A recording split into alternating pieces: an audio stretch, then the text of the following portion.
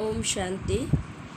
1/8/2023 के महावाक्यों में प्यारे बाप दादा ने कहा, मीठे बच्चे, माया की पीड़ा से बचने के लिए बाप की शरण में आ जाओ। ईश्वर की शरण में आने से 21 जन्म के लिए माया के बंधन से छूट जाएंगे।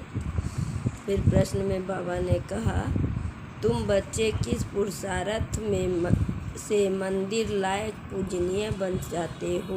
उत्तर में बाबा ने कहा, मंदिर लायक पूजनीय बनने के लिए भूतों से बचने का पुरुषार्थ करो। कभी भी किसी भूत की प्रवेशता नहीं होनी चाहिए। जब किसी में भूत देखो तो कोई क्रोध करता है या मोह के वश हो जाता है तो उससे किनारा कर लो। पवित्र रहने की स्वयं से प्रतिज्ञा करो। सच्ची सच्ची राखी बांधो। गीत है, तुम्हारे बुलाने को जी चाहता है, मुकद्दर बनाने को जी चाहता है। ओम शांति। भक्त सदैव बुलाते हैं भगवान को परमपिता परमात्मा कहा जाता है। कहते हैं, हे पतित पावन परमपिता परमात्मा, आकर के हम बच्चों को पतित से पावन बनाओ। तो जरूर सब पतित ठहरे न, क्योंकि रावण का राज्य 5 विकार सर्वव्यापी। ऐसे नहीं कि सतयुग में भी 5 विकार सर्वव्यापी है, नहीं। उनको तो कहा जाता है संपूर्ण निर्विकारी दुनिया। यह है संपूर्ण विकारी दुनिया। भारत संपूर्ण निर्विकारी था। यह भूल गए हैं कि मंदिरों में जाकर देवताओं की उपमा भी करते हैं कि आप सर्वगुण संपन्न संपूर्ण निर्विकारी हो। यहाँ संपूर्ण विकारी है, इसलिए बाप को बुलाते हैं। बाप आकर संपूर्ण विकारियों को का शरण में लेते हैं और शरण गति होती है ना। अभी सब रिफ्यूज है तो पुकारते हैं, आत्मा पुकारती है बाप को। बाबा, हम आत्माएं बिल्कुल विकारी बन गई है। आप आकर निर्विकारी बनाओ। 1-2 को मारते रहते हैं, इसलिए इन्हों को डेविन कहा जाता है। भारत डीटी वर्ल्ड था। मनुष्य यह नहीं जानते कि बरोबर भारत देवी देवताओं की भूमि थी। वह राज्य करते थे, परंतु आधा कल्प से माया ने घोर धीरे धीरे करके बिल्कुल ही पतित बना दिया है। इसलिए कहते हैं, अब हम पतितों को आकर शरण लो। अब तुमने आकर परमपिता परमात्मा की गोद ली है। भविष्य में देवी देवता बनने के लिए यह है ईश्वरीय गॉड फादरली मिशन।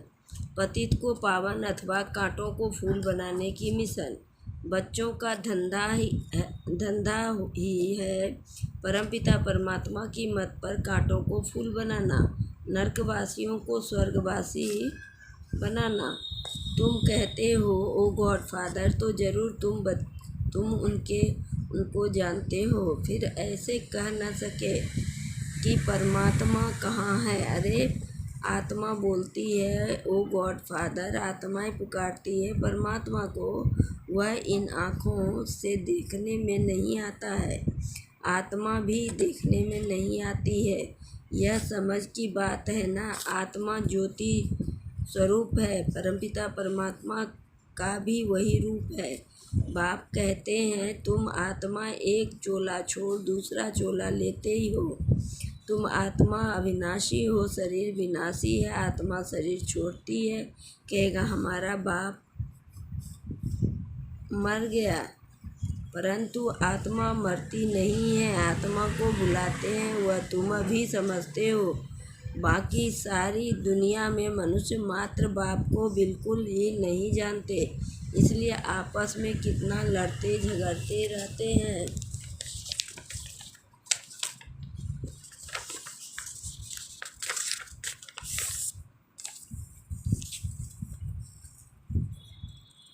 अभी मुसलमान मुसलों से पता नहीं क्या करेंगे। इन्हों को कहा जाता है डेविल्स बाबा कहते हैं, मैं कोई ऐसी सृष्टि थोड़े ही रचता हूँ। बाबा तो स्वर्ग रचते हैं, स्वर्ग का मालिक बनाते हैं, तो जरूर बाप को आना पड़े। बाप कहते हैं, बच्चे मैं आया हूँ जो पति दुखी हो गए हैं उनको सदा सुखी बनाने। वहाँ कोई ऐसे नहीं कहेंगे पतित पावन आओ, ओ गॉड फादर रहम करो, ऐसे कभी बुलाते नहीं हैं, क्योंकि है ही सुखी। दुख में सभी याद करते हैं, आत्मा ही याद करती है।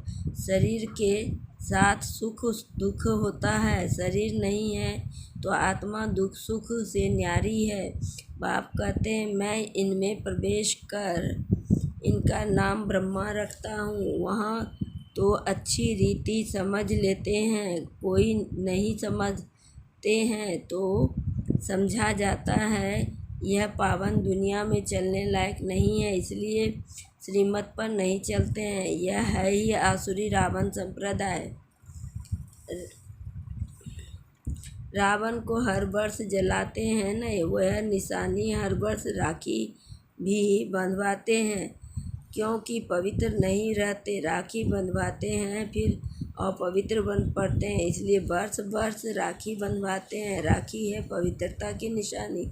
भिखारियों को राखी भेज देते हैं कि प्रतिज्ञा करो हम पवित्र रहेंगे, पवित्र बनेंगे, 21 जन्म राज्य भाग्य लग पाएंगे। बाबा कहते, मैं ही आकर तुम सबको पूज्य बनाता हूँ। अभी तुम पुजारी बने हो, देवताओं की ठीक कर भीतर की पूजा करते धक्के खाते रहते हो। मैं तुमको इन धक्कों से छुड़ाए पूज्य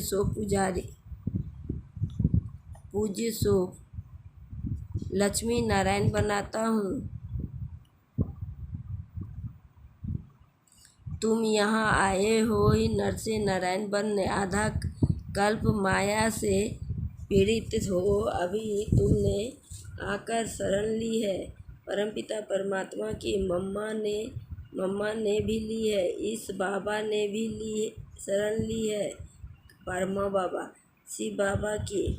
उनको तो अपना शरीर है नहीं, उनका नाम ही है शिव।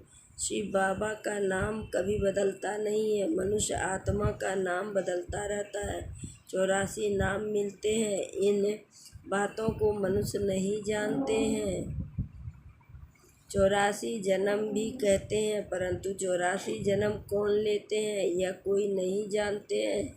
भारतवासी जो देवी देवताएं थे वही 84 जन्म लेते हैं। यह सृष्टि का ड्रामा, इसे मनुष्य को ही तो जानना है।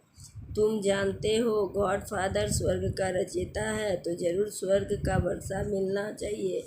भारत स्वर्ग था, वह वर्षा फिर माया ने छीन लिया है। अब फिर माया पर जीत पानी है और माया जीते जगत जीत बनना है।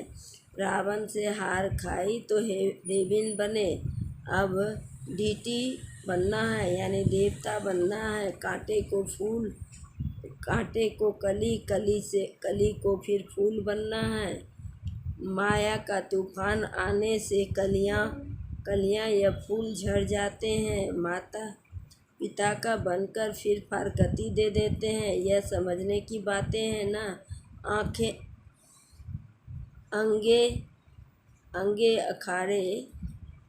अंगे अखाड़े तिथि तारीख सहित प्रूफ देकर समझाया जाता है। यह मनुष्य सृष्टि का उल्टा झार है, बीज ऊपर है। तब तो ओ गॉड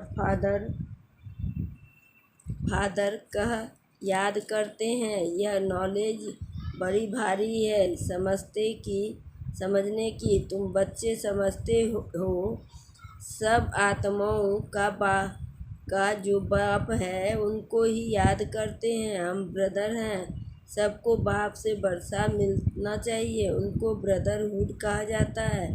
तुम हो भाई, वर्षा मिलना है बाप से। बाप सबको सुख शांति और का बरसा देते हैं। बाप आकर टीचर रूप से पढ़ाते, फिर सतगुरु बन साथ ले जाते हैं। सत्य एक ही गॉड फादर को कहा जाता है, उनका यह है सत्संग। सत्य का संग तारे कुसंग बोरे, अभी विनाश होना है, सबको शांति धाम सुख धाम जाना है। कहते हैं नैया मेरी पार लगाओ, हम विषय सागर में डूबे हुए हैं, सो बाप को आना पड़े शांति धाम सुख धाम में ले जाने। आधा कल्प से दुख धाम है, आधा दुख धाम सुख धाम, फिर दुख धाम। यह भारत बिल्कुल ही पतित है, भोगी हो गया है, योगी नहीं कहेंगे। सतयुग त्रेता को कहा जाता है योगेश्वर राज्य। श्री कृष्ण को योगेश्वर कहते हैं, ईश्वर के साथ योग लगाकर पद पाना। सो तुम पा रहे हो बाप